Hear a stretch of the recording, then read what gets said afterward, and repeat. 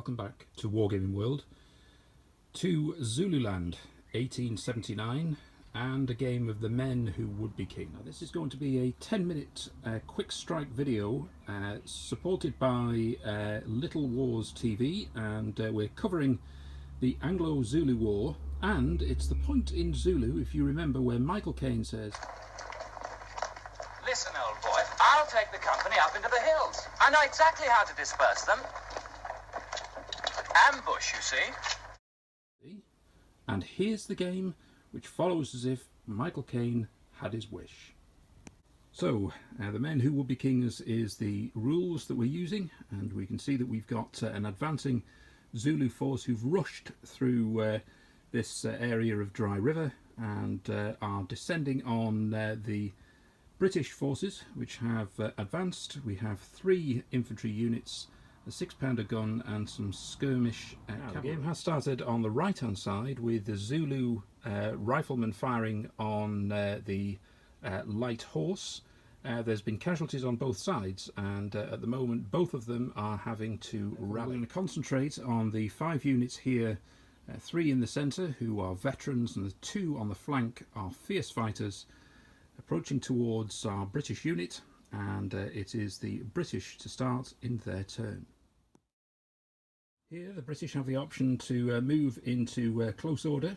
However, if they fail to do so, they'll be hit by 2 Zulu units, so instead they're going to fire and to see if they can pin the front unit. 7 men firing there who are on the outside ranks, along with the officer using 5s to cause a casualty, and good grief.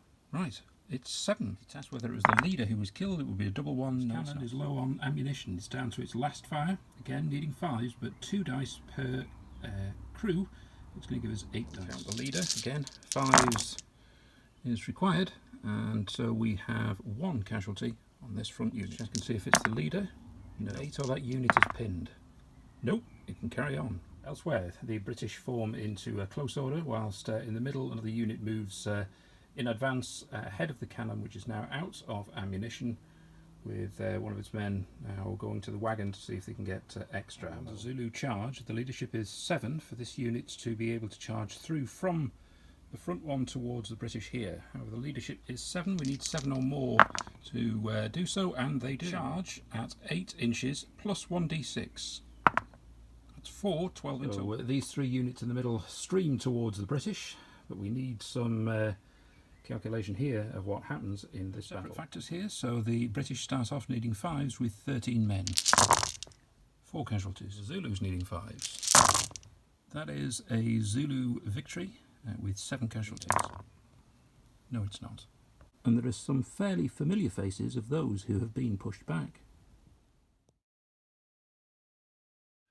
Now, one of the key aspects of the men who would be kings is that we have not just the troops and the units, but actual individual leaders, and it's the leaders who have traits as well as their own statistics. That means they could be a good leader or a poor leader, and that makes a big difference when we come to make tests. Start of turn 2, we need to see whether the British unit here can rally based on the leadership of their key officers. Leadership is 5, and they have 1 because they are pinned, so yep, that's successful. Not do anything else in their actions. It just means that they don't need to retreat further or indeed rout. Some actions do not need to be tested for leaders, so the British, for example, don't need to test to fire. The Zulus, on the other hand, don't need to test to move. However, the leadership of this nearest unit is really very poor, so if I want to get them into close order, it's a difficult test of a 9. Unfortunately, that's a fail. In short range, this unit is in close order and can now fire volley fire at the Zulu unit, needing 4s. And that's 2 casualties. Is it the leader? No, it's not. Leadership is 7. We've taken 2 casualties. So is it pinned? With an 8, yes it is. It's the end of the British turn because the cavalry are withdrawing, and we've also got our man here trying to get some ammunition for the cannon. So over to the Zulu. Rally here. Do we have the leadership of 7, so we need 8 in total. And they've rallied. The Zulu unit is pressing home its advantage. I'll do that in a moment. The front unit is pinned and can't move. The one behind it certainly can, and it's 11 inches away from the British. So let's make a test and see if they can A, attack, and B, reach. Their leadership is 6. But that's a 5, so that's a fail. I mentioned about the traits, and for this leader I'd rolled a 5 and a 2. You rolled 2 dice for the traits, which meant that he's lucky, and what that means in a game is that he can do 1 re-roll, and we're going to roll again for that one to see whether we can pass and hit the British. I'm looking for a 6 in total, and we got a 7, and yes they do. In at the double, we need, these are normally 8 inches. The British are 11 inches away. We need a 3 or more to hit. And they do. So I'm going to split the attack across the 2 British units. And just at the back there, the other Zulu unit is now moving to flank outside the British on the left-hand side. So let's see what happens in this now considerable melee. Start here. 7 British needing 5s. And that looks like 2 casualties. 13 Zulus.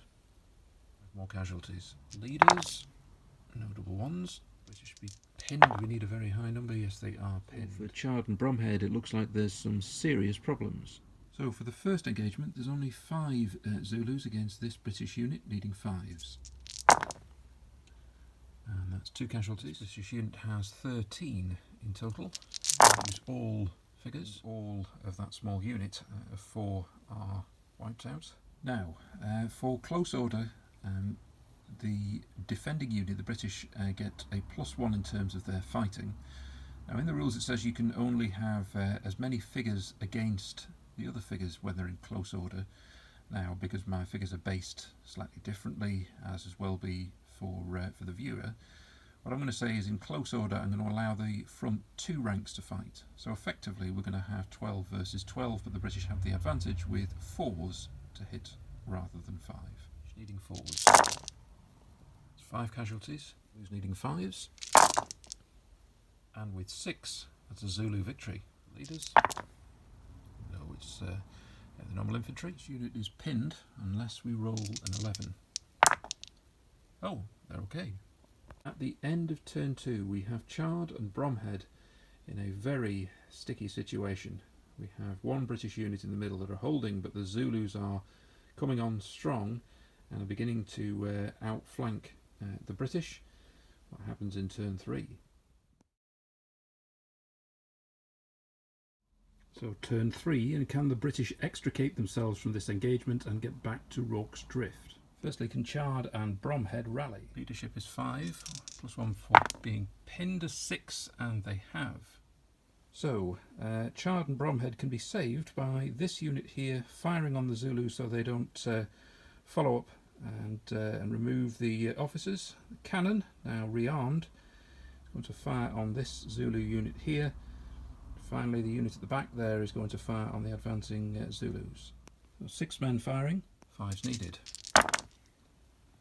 And that's 2 casualties. 2 casualties, the leader with 7 as the leadership will need to roll a 9 to be able to advance, and he can't. Yes, 7 firing volley fire, needing 4s.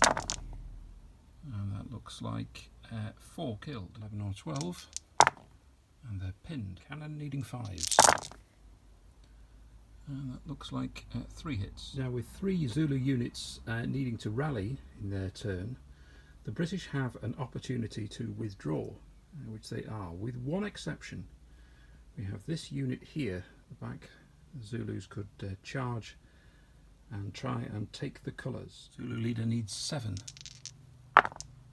And he's made it. The British are 11 inches away, so we need an additional 3 on this roll. The Zulus will make 8 inches, but can they get the extra 3? They can. And so this really is the game. Whilst Chard and Bromhead and a unit are able to withdraw, we might lose the guns. Do we also lose the colours?